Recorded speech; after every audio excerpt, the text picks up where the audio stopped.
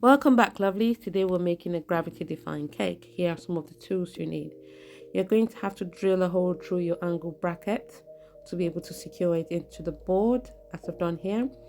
And you're going to put two 8x8 boards on the sides and then make them full tape by wrapping them with foil tape. This will ensure that the bracket and the cake board are taped together, and when you put the cake directly on it, there's no contamination of any form. This board would then be covered in chocolate ganache so that it's super secure as well.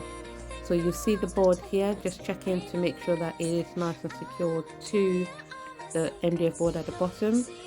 Here we're just attaching the cake using chocolate ganache first on the board for the base.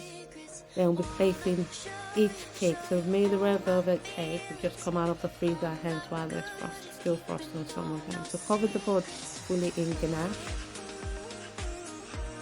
and one at a time attaching the cake to the board, filling it with whatever filling you desire. Here I've made a vanilla buttercream to go with my red velvet cake, and we will be layering the cake on top of each other. Make sure that they are leveled together in terms of the angles, and you keep going at it. You need, as it's an 8x8 cake, you will need an 8x8. You need 8x8 sponge. So 8, here I have 4 2-inch thick cakes that will go and fill up the corners. At the end, you're going to cover this whole cake in chocolate ganache, as well as the bracket, as well as the boards at the bottom. So every part of this cake will be covered in chocolate ganache. The first step is I'm doing a crumb coat to seal in all of the cakes. The crumb coat will be done, put in the fridge to let it set, and then another layer of ganache should be put all over, including the bottom of the board. One thing I forgot to do was to add cling film at the bottom of the board to protect the board from the drops of chocolate. But since we haven't put fondant or anything on this board, it was easy to clean it up at the end of the day. So you're going with your smoother to make sure it's nice and smooth. The fact that the cake is coming from the freezer makes it easy for you to work with, meaning it would stay put into the shape that is desired.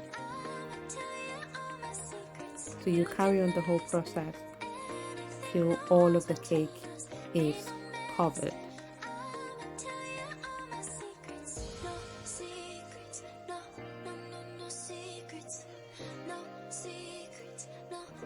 As you can see, I'm going section by section to make sure I am covering all of it and then smoothing it out. So this is the cake when it was fully covered. Due to the weight and no nuts being present at the bottom, the cake collapsed, so I had to take it off and do it all over again. Here are all the tools I needed the second time around, and this is the finished work. Here you can see the pieces of the fondant we're going to use and the cake measured.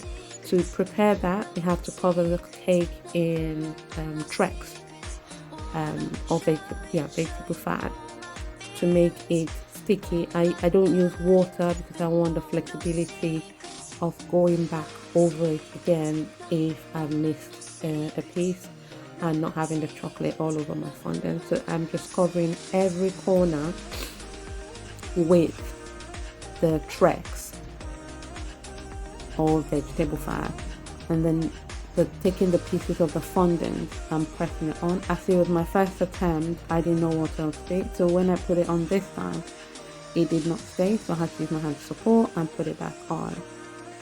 Trim the edges, so using my fondant smoother to smoothen it out to make sure every corner is done. I started with the bottom piece as it was easier to work with those first and get them out of the way instead of trying to do them at the end. So getting the bottom piece first is better. So this is me just smoothing out. It does take a lot of patience to smooth out, to make sure it's nice and secure there and the fondant wouldn't peel backwards. And you need a very sharp knife or blade to cut off any excess of the cake. So here I'm just looking for something to have a straight line and not you do freehand too much in the corners.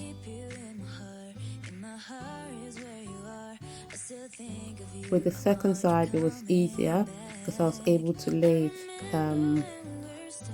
on the board, trim it while I still had my acrylic disc supporting, and it stuck, so there was no weight pulling the fondant backwards in that case. So you need to repeat this process for all corners until all of the cake is fully covered in fondant.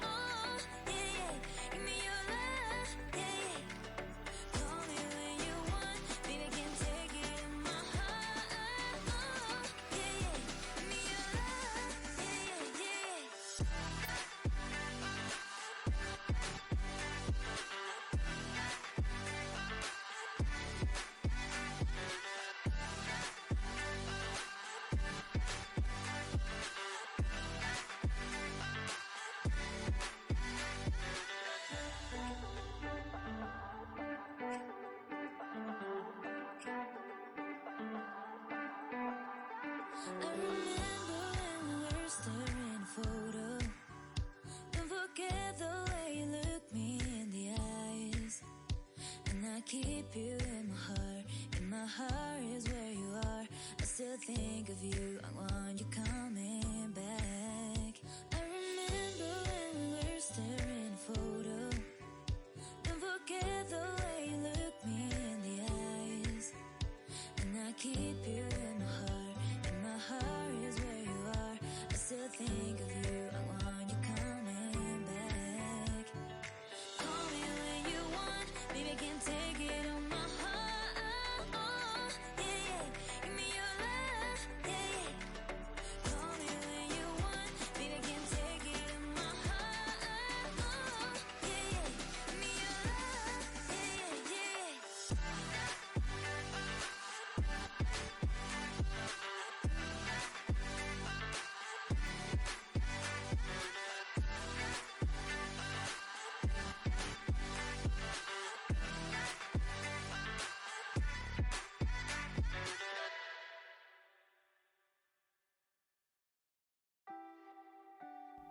This is the finished look.